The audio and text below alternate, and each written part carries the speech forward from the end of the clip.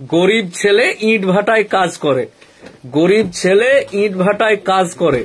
2020 সালে তার একটা টিপাটিপি ফোন ছিল, ওই ফোনটা হারিয়ে যায় এবং ওই ফোনটা হারিয়ে যাওয়ার পরে 2020 সালে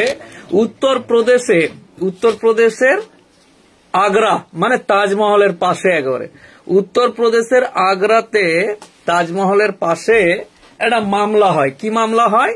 যে উত্তরপ্রদেশের আগ্রার কোনো এক লোকের চিট ফান্ড করে অনেক টাকা নিয়েছে কেউ। তো ওই যে চিট ফান্ড কাণ্ডে 9 জন গ্রেফতার হয়েছে। গ্রেফতার হওয়ার পরে ওই মামলাতে ইনভেস্টিগেশন এবং চেকচাক করে দেখা যাচ্ছে যে আমাদের পশ্চিম বাংলার এক ছেলের নামে যে মোবাইল দ্বারা, যে মোবাইল বা যে সিম বা যে ফোন দিয়ে ফোন করে তাকে ভুল বুঝিয়ে চিট করেছে লক্ষ লক্ষ টাকা। তো ওই ফোনের যখন সিম বা ওই ইনভেস্টিগেশন দল বা সাইবার ক্রাইমের যে সমস্ত অফিসাররা আছে তারা যখন ওই কোম্পানিকে মেসেজ করলো যেটা কার নামে সিম আছে, দেখা যাচ্ছে আমাদের পশ্চিমবঙ্গের একজনের নামে ওই সিম তোলা হয়েছে। তার আধার কার্ড, তার আঙ্গুলের ছবি, তার কি সব বিভিন্ন, মানে সেই মোবাইল প্রোভাইডার কোম্পানি কিন্তু পুলিশকে দেয়। সেই অনুযায়ী 2020 সালে মামলা হয়েছে। সেই অনুযায়ী পুলিশ ইট ভাটার কর্মচারীর কাছে এসে, এর আগে প্রথমবার যখন আসে পুলিশ আগ্রা থেকে, ইউপি থেকে, তখন ছেলেটা বাড়িতে ছিল না, অন্য জায়গায় কাজ করতে গেছিল। এইবার কিন্তু বাড়িতে ছিল। এইবার পুলিশ এসে, মানে একটা, যদি আপনি মনে করেন এত ছোট ব্যাপারের জন্য আবার উত্তরপ্রদেশ থেকে দুবার পুলিশ, হ্যাঁ, মানে ওইখানে টাকা লেনদেন হয়েছে, চিটিং হয়েছে, 9 জন আসামি ধরা পড়েছে, জেল খাটছে, কেউ জামিনে আছে।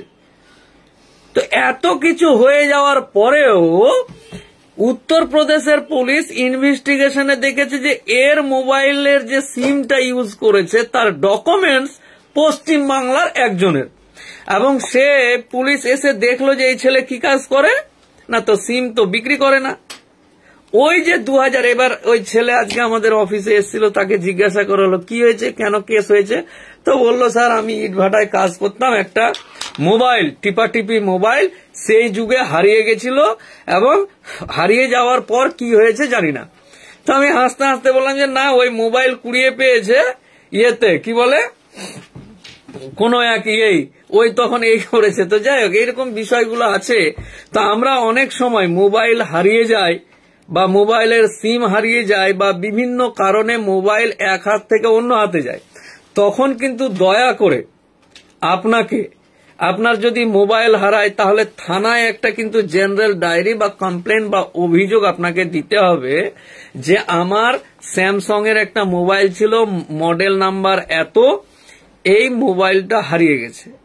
যদি ফোন সিম সমেত হারিয়ে যায় তাহলে আপনাকে কমপ্লেন করতে হবে যে, মানে ধরুন এই ফোনটাতে, এই ফোনে একটা সিম আছে, এই সিম সমেত এই ফোনটা যদি হারিয়ে যায় তাহলে কিন্তু এই ফোনটা আপনাকে থানায় কমপ্লেন করতে হবে। আপনি বড় লোক, ধর একটা গেছে আর একটা চলে আসবে, কোম্পানিকে বন্ধ করে দিলাম, নতুন সিম নিয়ে নিলাম, না, আপনাকে থানায় একটা কমপ্লেন বা অভিযোগ জানাতে হবে যে আমি অমুক জায়গাতে ছিলাম, মোবাইল সহ আমার সিম হারিয়ে গেছে। জিডি করতে হবে, জেনারেল ডায়েরি করতে হবে। আমরা তাড়াহুড়োর কারণে বা আমাদের নেটওয়ার্ক ক্ষমতার জোরে কিন্তু আমরা কমপ্লেন না করে অনেক সময় সিম উঠেনি। তো এটা আমি কেন বলছি আপনাকে, ধরুন কোনো কারণে আপনি যতক্ষণে সিম এবং ওই মোবাইল ইউজ না করে, দেখুন ওটা এমন কোন এক খারাপ মানুষের হাতে ওই মোবাইল বা সিম, দেখুন খারাপ মানুষের নেটওয়ার্ক, চিটার, বদমাশ, খারাপ মানুষ যারা, তাদের নেটওয়ার্ক কিন্তু বিভিন্ন জায়গায় ছড়িয়ে আছে। ধরুন আমার মোবাইলটা ধর্মতলায় হারিয়েছে, তো ধর্মতলায় মোবাইলটা কেউ কুড়িয়ে পেয়ে যদি কোনো কারণে ওই সমস্ত খারাপ মানুষের কাছে, সেই সমস্ত খারাপ মানুষের কাছে গিয়ে হারিয়ে যায় বা পেয়ে যায়, তাদের হাতে চলে যায়, তাহলে কিন্তু আমি বিপদগ্রস্ত হতে পারি। এই যে একটা ইট ভাটায় কাজ করে ছেলে, মানে আর্থিক অবস্থা বুঝতে পেরেছেন, ঠিক মতন কথা বেরোচ্ছে না, ঠিক মতন জিজ্ঞাসা, হ্যাঁ করে হাসছে। আচ্ছা, ওকে কি করে বোঝানো যাবে যে 2006 সালে মামলা, এফআইআর অ্যাকিউজড, তুমি বাড়িতে বসে আছো, দুবার পুলিশ এসে ঘুরে গেছে, ওয়ারেন্ট পাঠিয়েছে, সমন পাঠিয়েছে, সব পাঠানোর পরেও দুবার পুলিশ তুলে নিয়ে যেতে এসছে। তার সরলতা এবং বিভিন্ন কিছু দেখে এলাকার মানুষ বুঝিয়ে পুলিশকে পাঠিয়েছে যে একে ধরে নিয়ে যাবেন না, আমরা উকিল ধরে যাব। তো এইরকম পরিস্থিতিতে এত সরল ছেলেটাকে একজন আইনজীবী, কালো কোট পরা মানুষ, আইনের ভয়াবহতা কত, যে তোমার উপর কোনো মামলা হয়েছে আর 6 বছর তুমি কোর্টে দেখাই করনি, মানে কত বড় লাট সাহেবের লাট সাহেব। আমি জজ, এখানে বসে আছি 6 বছর ধরে, প্রত্যেকদিন এই ফাইলটা আসছে, হ্যাঁ এটা কার, না তো এই মোবাইল হারিয়ে যাওয়া বা চিটিং এর মামলা, হ্যাঁ আসামি নাম্বার অমুক কই, তো বললাম না আসেনি। এটা কতদিন, না তো কন্টিনিউ 6 বছর ধরে কোর্টের সামনে এই ফাইল আসছে আর আসেনি বলে চলে যাচ্ছে। আচ্ছা, আপনি যদি জজ হন বা আমি যদি জজ হই বা বিচারক হই, তাহলে আমার কি মনে হবে না যে কত বড় মাতব্বর রে বাবা, আমার মতন আদালতকে অবমাননা করে বারবার ডাকছি, সমন পাঠাচ্ছি, ওয়ারেন্ট পাঠাচ্ছি, কোনো কিছুকে তোয়াক্কা না করে সে আসছেই না। দুবার পুলিশ গেল, তারাও আনতে পারছে না। ব্যাপারটা কি? উইজি কে সেই লাট সাহেব? তো লাট সাহেবকে পরে দেখা যাচ্ছে যে নাক থেকে ইয়ে বেরোচ্ছে, এত বড় লাট সাহেব, বুঝতে পারলেন না?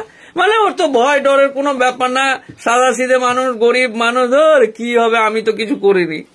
এইরকম পরিস্থিতিতে তাকে বোঝাতে গিয়ে আজকে বারবার হাসাহাসিও করলাম সবাই মিলে, মানে কোনো ব্যাপার না, হ্যাঁ যাবো জেল খেটে নিবো। আরে কি আছে না যে সমস্ত ব্যাপার স্যাপার গুলো। তো অনেক সময় আমরা উকিল হলেও কিন্তু সাধারণ মানুষকে বোঝাতে অক্ষম হয়ে যায় তার সরলতার কাছে, কারণ ও ভাবছে যে আমার কোনো অপরাধী নয়। কিন্তু একজন আইনজীবী হিসাবে একটা মোবাইল থেকে করাপশন বা চিটিং হয়েছে, ওই মোবাইলের সিমকে পুলিশ ইনভেস্টিগেশন করে দেখছে যে আপনার নামে ওই সিম উঠানো আছে, তো আপনাকে পুলিশ জিজ্ঞাসাবাদ করবে না? আপনার মোবাইল যে হারিয়েছে 2020 সালে, জিডি করেছেন, ওই জিডিটা দেখাতে পারবেন যে আমার মোবাইল হারিয়ে গেছিল, আমার কোনো দায় দায়িত্ব নাই, পরে আমার নাম কেউ ইউজ করেছে, তো জিডি করেছিলাম, এই দেখেন জিডি, এই জিডির কাগজ, আমার মোবাইল হারিয়েছিল বলে আমি জিডি করেছিলাম। এবার তারপর ওই মোবাইল বা সিমকে নিয়ে কে ডাকাতি করেছে, কে ছিনতাই করেছে, that is another part. But আমরা অনেক সময় অজ্ঞতার কারণে এগুলো কিন্তু করে থাকি না, ব্যস্ততার কারণে। তাই সকলকে অনুরোধ করব, মোবাইল বা সিম হারিয়ে যাওয়ার পর যেন আচ্ছা দেখি ওই উত্তরপ্রদেশের ফাইলটা আগ্রার একটু পড়ে শোনায়, তাহলে বুঝতে পারবেন যে कैसे कैसे লিখা হ্যায়।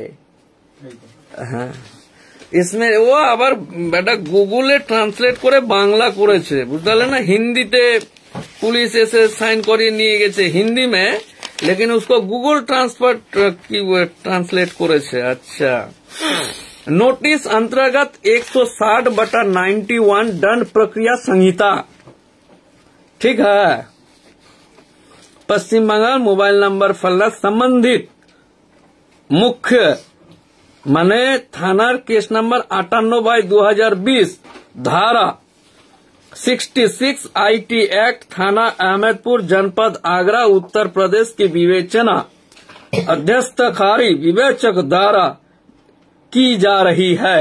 उपरोक्त अभियोग के विवेचना में धारा 160/91 दंड प्रक्रिया संहिता के अंतर्गत आपका कथन अंकित किया जाना आवश्यक है। अतः आपको निर्देशित किया जाता है कि आप नोटिस प्राप्ति के 1 हफ्ता के अंदर समय 11 बजे अपराध शाखा पुलिस लाइन आगरा उत्तर प्रदेश कार्यालय में उपस्थित होकर सुसंगत साक्षी सहित अपना कथन अंकित करना सुनिश्चित करें। यदि आप निश्चित समय पर उपस्थित नहीं होते हैं तो ये अवधारणा करता हूं कि आप इस संबंध में कुछ नहीं कहना चाहते हैं, विवेचना में सहयोग नहीं कर रहे हैं, तदनुसार अग्रिम विवेचना की जाएगी। निर्देशक अपराध शाखा आगरा यूपी। বুঝতে পারলেন? এই হলো ব্যাপার।